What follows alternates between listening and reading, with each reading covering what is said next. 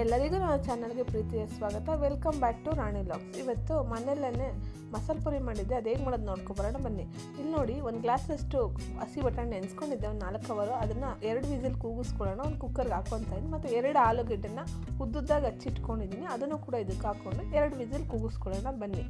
ಮತ್ತು ಈ ಕಡೆ ಮಸಾಲೆ ಪುರಿಗೆ ಮಸಾಲೆ ಬೇಕಲ್ವ, ಅದನ್ನು ರೆಡಿ ಮಾಡ್ಕೊಳ್ಳೋಣ. ಇಲ್ಲಿ ನೋಡಿ, ಬಾಣಲಿಗೆ ಸ್ವಲ್ಪ ಎಣ್ಣೆ ಹಾಕಿ, ಎಣ್ಣೆಗೆ ನೋಡಿ 1 ಈರುಳ್ಳಿ, ನೀವು ಉದ್ದುದ್ದಾಗಾರು ಹಚ್ಕೊಬೋದು ಅಥವಾ ಸಣ್ಣದಾಗ ಹಚ್ಕೊಬೋದು ನೋಡಿ. ಮತ್ತು ಒಂದು ಅರ್ಧ ಗೆಡ್ಡೆ ಬೆಳ್ಳುಳ್ಳಿ ಮತ್ತು 4 ಹಸಿಮೆಣಸಿನಕಾಯಿ ಚೆನ್ನಾಗಿ ರೋಸ್ಟ್ ಮಾಡ್ಕೊತಾ ಇದ್ದೀನಿ. ಅದು ಚೆನ್ನಾಗಿ ಫ್ರೈ ಆಗಬೇಕು ಎಣ್ಣೆಲೆ.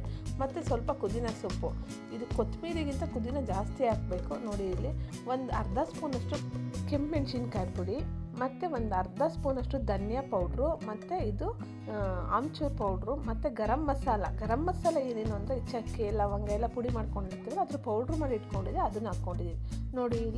ಇಲ್ಲಿ ಬಟಾಣಿ ಮತ್ತು ಆಲೂಗಡ್ಡೆ ಬೆಂದಿದೆ, ಇದನ್ನು ರುಬ್ಬಕ್ಕೂ ಸ್ವಲ್ಪ ಬಟಾಣಿ ಹಾಕ್ಕೋಬೇಕು ನಾವು, ಅದನ್ನು ಕೂಡ ಹಾಕ್ಕೊತಾ ಇದ್ದೀನಿ. ಇದೆಲ್ಲ ಫ್ರೈ ಆದಮೇಲೆ ಇದನ್ನು ಮಿಕ್ಸಿ ಜಾರ್ಗೆ ಹಾಕ್ಕೊಂಡು ನುಣ್ಣಗೆ ಇದನ್ನು ರುಬ್ಕೊಂಬರೋಣ ಬನ್ನಿ.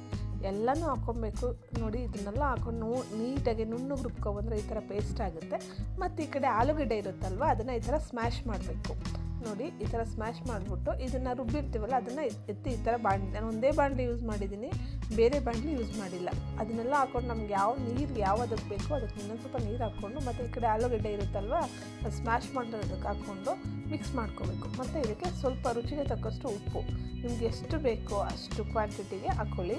ಮತ್ತು ಈ ಕಡೆ ನೋಡಿ, ಇಲ್ಲಿ ಪಾನಿಪುರಿ ಎಲ್ಲ ಕ್ರಷ್ ಮಾಡಿ ಈ ಥರ ಹಾಕ್ಕೊಂಡಿದ್ದೀನಿ. ಹಾಕ್ಕೊಂಡಾದ್ಮೇಲೆ ಇದಕ್ಕೆ ಹಸಿ ಬಟಾಣಿ ಇದೆಯಲ್ಲ, ಅದನ್ನು ಹಾಕ್ಕೊಂಡು, ಮತ್ತು ಇದನ್ನು ಒಂದೊಂದೇ ಸ್ಟೆಪ್ ಬೈ ಸ್ಟೆಪ್ ನಾವೇನು ಇದು ಮಾಡ್ಕೊಂಡಿದ್ದೀವಿ ಅದು ಟೊಮೆಟೊ, ಮತ್ತು ಇಲ್ಲಿ ಈರುಳ್ಳಿ ಎಲ್ಲ ಸಣ್ಣದಾಗಿ ಹಚ್ಚಿಟ್ಕೊಂಡಿದ್ದೀನಿ ಅದು, ಮತ್ತು ಶೇಂಗಾ ಬೀಜ ಮತ್ತು ಚೋಚೋ ಇವೆಲ್ಲನೂ ಹಾಕ್ಕೊಂಡು ಚೆನ್ನಾಗಿ ಮಿಕ್ಸ್ ಮಾಡಿಕೊಂಡ್ರೆ ನಮಗೆ ಮಸಾಲೆ ಪುರಿ ರೆಡಿ ಆಗುತ್ತೆ ನೋಡಿ. ಈ ಥರ ಮನೆಯಲ್ಲೇ ಸಿಂಪಲಾಗಿ ಮಾಡ್ಕೊಂಡು ತಿಂದರೆ ತುಂಬ ಚೆನ್ನಾಗಿರುತ್ತೆ. ಇದಕ್ಕೆ ಜಾಸ್ತಿ ಐಟಮ್ಸು ಏನು ಬೇಕಾಗಿಲ್ಲ, ಸ್ವಲ್ಪನೇ. ಎಷ್ಟು ಚೆನ್ನಾಗಿ ಬಂದಿತ್ತು ಅಂದರೆ ತುಂಬ ಚೆನ್ನಾಗಿ ಬಂದಿತ್ತು. ಒಂದು ಸಲ ಟ್ರೈ ಮಾಡಿ ನೋಡಿ, ತುಂಬ ಚೆನ್ನಾಗಿರುತ್ತೆ. Thank you for watching my video. Please subscribe ಮಾಡಿ, ಸಪೋರ್ಟ್ ಮಾಡಿ. Thank you.